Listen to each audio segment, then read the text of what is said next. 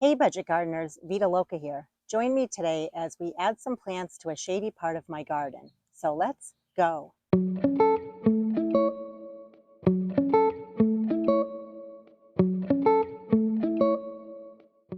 We're on the east side of my house, and even though I have a ton of perennials in this flower bed, I have some other annuals and perennials that I'd like to add to this bed just to make it look even nicer. Recently, Mr. Budget Gardener helped me by weeding out this bed. It really needed to be weeded out. Last year, we added 3 lines of drip irrigation into this flower bed, so it really can accommodate a number of plants in here. I'll be giving you a garden tour going into specifics on other plants that are in this area, but I wanted to take you in and show you what my plan is for today.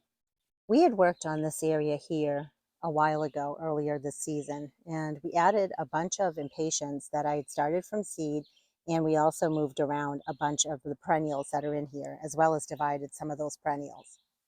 But what I'd like to do is just add some more annuals into the front part of this flower bed.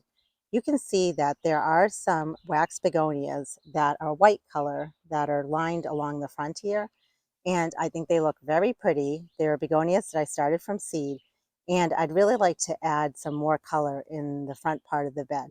So I was thinking we might as well just add some more impatiens because I started a bunch of impatiens from seed, and they really need to come out of their 6 cell packs. So I figured today's the day to just keep adding them to a different part of our yard, and I figured this might as well be that part of the yard that we work on. Towards the back of the bed, I would like to add some Anabella Hydrangeas. They are hydrangeas that I got from my mother-in-law's house a number of years ago, and we have over time propagated those hydrangeas and divided them. So I have them in my backyard plant nursery. It's a little holding area for me, and I figured it would be really pretty if we just dotted a few of them towards the back of the bed. The other thing I'd like to do is add some maidenhair fern into this bed. I'm not really sure where it's going to go or if we're going to get to it as part of this project, but that's the third item that I would love to add in this section of the bed. But let's go ahead and start planting the impatiens towards the front of this bed. I really have been trying to get a lot of my annuals into the ground. Do you remember we started a whole bunch of them from seed during the winter months? Well, I still have a lot of plants to get in the ground, and that's okay. We are working on it. So I'm going to go ahead and grab a flat of the impatiens. These impatiens are definitely tall. They're very leggy. That's okay. We're going to go ahead and we're going to cut them back down to a leaf node, and they're going to bush out in no time. See how tall and leggy the impatiens have gotten? And also, they were not getting enough sun where they were. Impatiens do need a little bit of sun.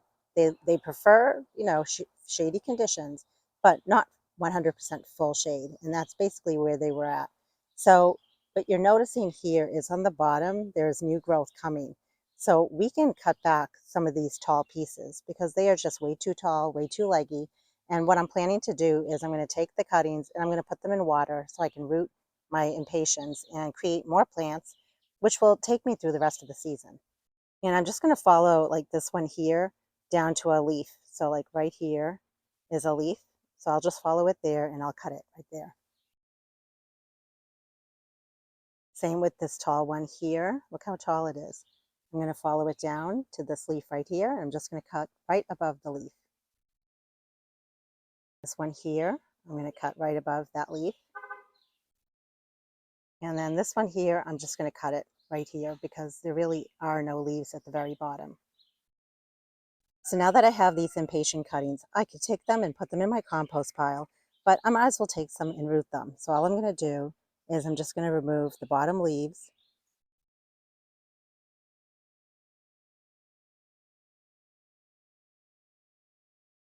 And as long as I leave some leaves on the top, that should be good.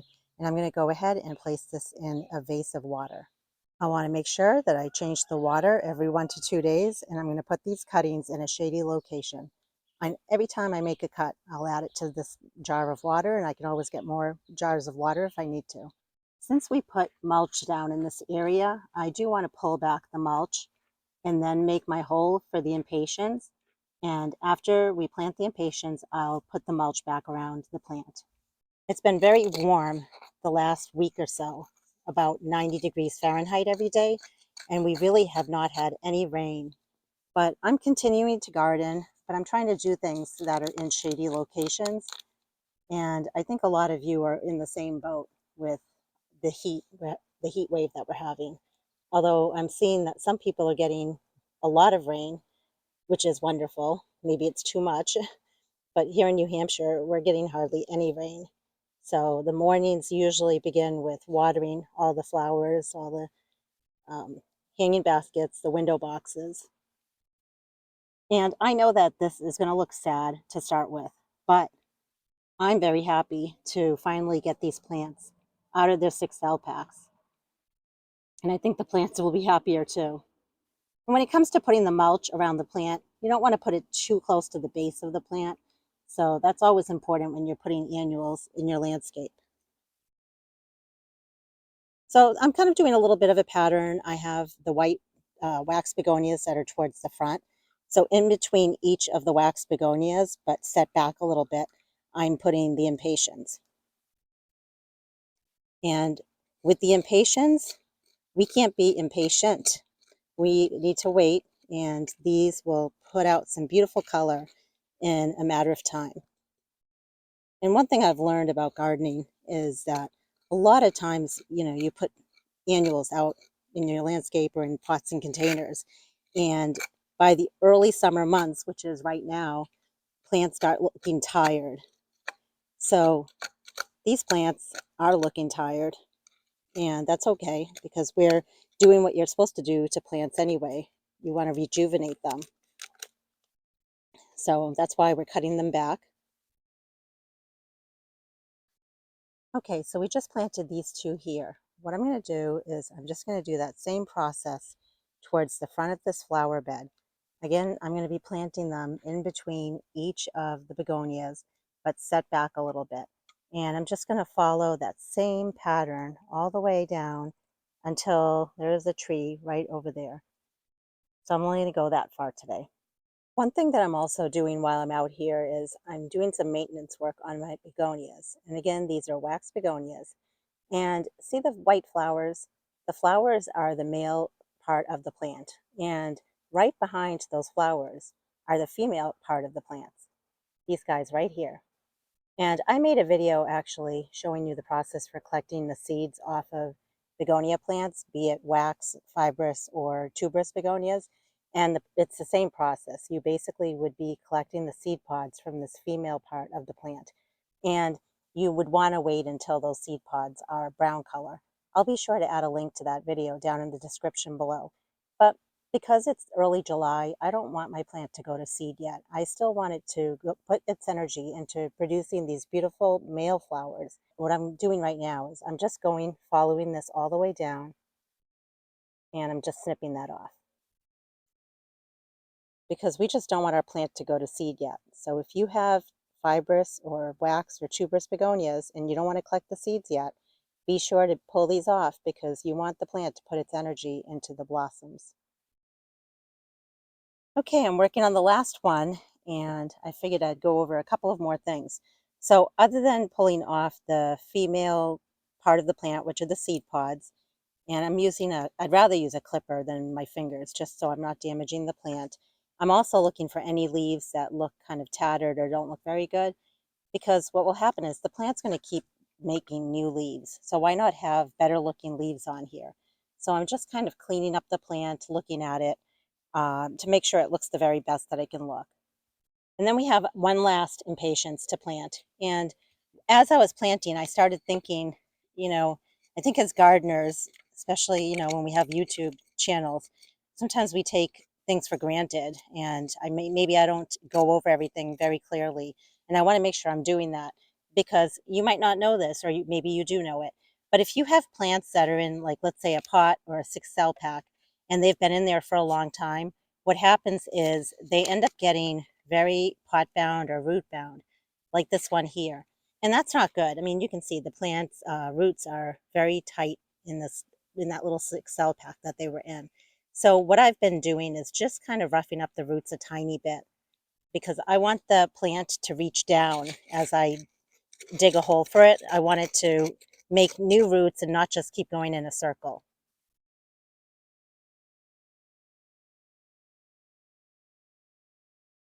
And then I'm just planting it as deep as it was in the 6 cell pack, making sure that the roots are under the soil level, but that the crown of the plant is above soil level.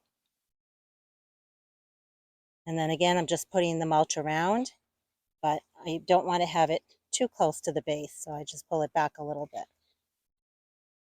It's the next morning. It got way too hot for me in the camera, and the lighting's better early in the morning. So I just wanted to show you the Impatiens look very pretty, and over time they're going to fill in this spot nicely.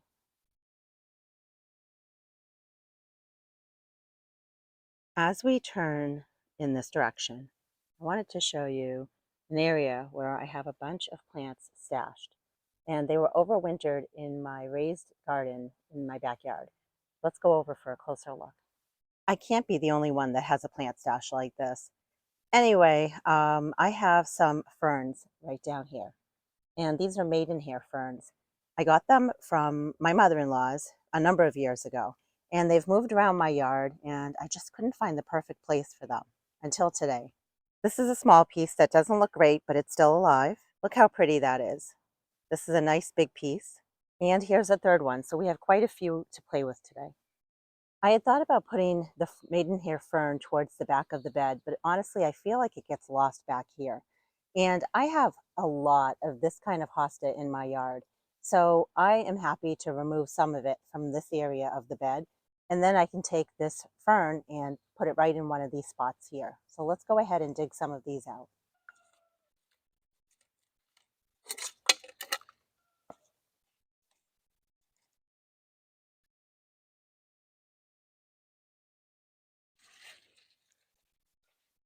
And there, that opens up space right here for us to place the fern. And eventually over time, if I want to thin out these hosta a little more, I can, but I want to just stay focused on the task at hand. So this will make a great spot for the fern.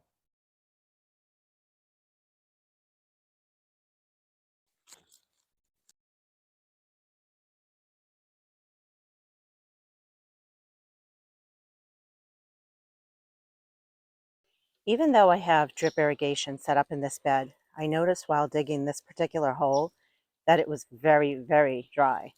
So I don't want to take my chances. I definitely want to make sure I keep these ferns that we're going to be planting well watered over the next many days, because we definitely have been experiencing a drought. The temperatures have been very high, and ferns need a lot of water. If you don't give them water, they're just going to crisp up and die. So we're going to make sure we give it good water every single day. I love the color of the leaves. I love the texture of the leaves in comparison to everything else around it. And I think this is going to be a nice addition to this flower bed. So there's the fern that we just planted. And for the next fern, as we make our way this way, I'm thinking it should go right in this area over here. You can see that the deer have browsed some of the hosta in this section.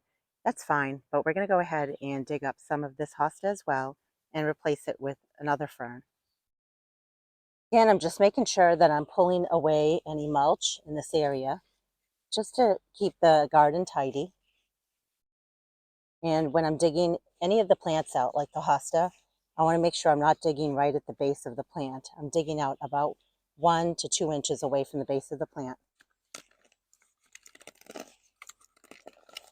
Since I have a lot of this type of hosta in my garden, I'll be potting these up and adding them as part of my backyard plant nursery. In fact, I've noticed this particular hosta does really well in terms of sales for my nursery, so it'll be good to add it down there. And when I do that, I'm going to be removing any of the stalks where the leaves have been removed by the deer.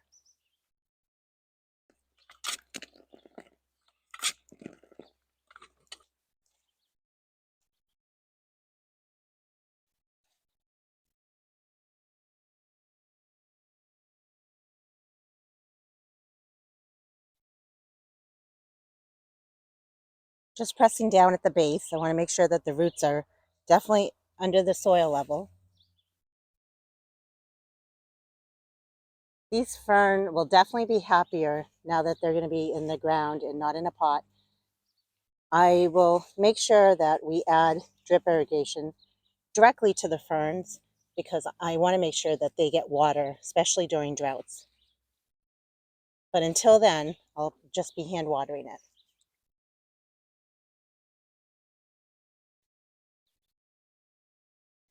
Just putting the mulch back. 2 out of 3 ferns are now officially in the ground. Very exciting. And when it comes to the third fern, I'm going to actually hold back on that. I want to put that in a flower bed close by to here. But I think these ferns will add nice texture to this garden space. We're in the front of my yard where I have a backyard plant nursery. And I have to tell you, there's actually some really pretty things going on down here. I'm going to have to go shopping for other items as we work on other projects in future videos. But let me show you where the hydrangeas are hidden. We keep going this way. They are right over there. Let's head over there. Look how pretty these hydrangeas look. I have quite a few of them. We're not going to be using all of them for today's project, but I'm going to grab some and I'll meet you back over in our area and we'll get some of these planted down over there. I only grabbed 2. I have probably 10 down there. And you can see that this 4-inch pot is tiny. This poor hydrangea is begging to be planted out in the landscape. So today is its lucky day. And my word, look at the root ball on this poor hydrangea. It is absolutely beautiful. And it's going to look so beautiful in this landscape here. Well, look how darling that's going to look in that section there. And I know I'm going to have to add a drip emitter directly to it because it will need a lot of water. And I added another one over on that corner of the bed.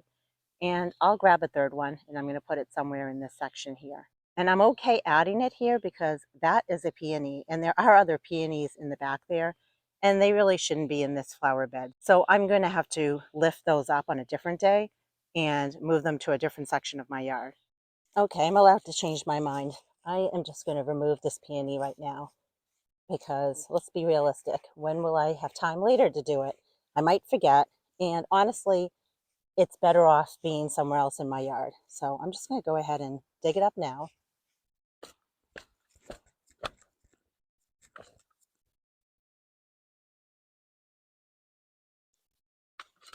Part of gardening is experimenting and trying plants in different parts of your yard because you just never know if a plant's going to thrive in a certain section or not. I gave it a chance with these peonies and they just weren't happy here. So why push the limit on them? They'll be happier somewhere else. And this opens up opportunity for another plant and we'll see how that plant does here. In my nursery, it's pretty shady, but that one area where these hydrangea were, they definitely got a little bit of sun in the afternoon. So I'm just going to have to monitor, give it a year, maybe even 2, and see how the hydrangea do in this area of my yard. Sometimes I add water into the planting hole. Sometimes I add water after I plant the plant. Sometimes I do both. The key is just make sure you get your plant watered. And not just the day that you plant it, but for many days afterwards, especially if you don't have drip going to them and if you don't have rain, which I know I don't have rain for at least another day or 2. Just using hand pruners to cut my pot, just to get to the plant, because it is definitely stuck inside of this pot. This poor hydrangea is like, let me out. Finally, freedom. So I'm going to place this plant in the hole and I want it to face the direction, towards the front of the flower bed. And I'm just going to plant it about as deep as it was in the pot. And I'm going to backfill, put the mulch back, and just for good measure, I'm going to add some more water. I'm going to go ahead and plant the other 2 hydrangeas, the one that we picked out together, and I'm going to go collect a third one. I'm going to show you what everything looks like in the end. Well, I did end up digging out all of the peonies that were in the back of this bed. So there were quite a few. And for right now, I'm just going to be potting these up. And I'll put them in my backyard plant nursery, but they're not going to be for sale. They're just going to be for me to put somewhere else in my landscape. I have to give a special shout out to my sister-in-law, Jen. Now, A number of years ago when my mother-in-law passed away, she and I dug up some plants from my mother-in-law's yard, and one of them was the Anabella Hydrangea.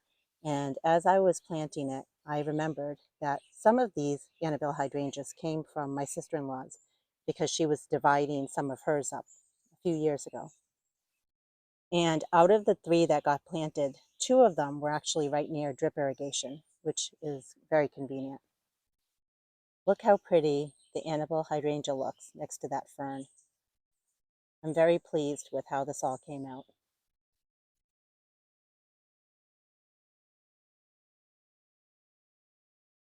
I really hope you enjoyed this video. I hope that it inspired you, gave you some ideas for your own yard. If you have any questions or comments, I'd love to hear from you. Please drop them down in the comment section below. And until the next video, make it a great day with gardening.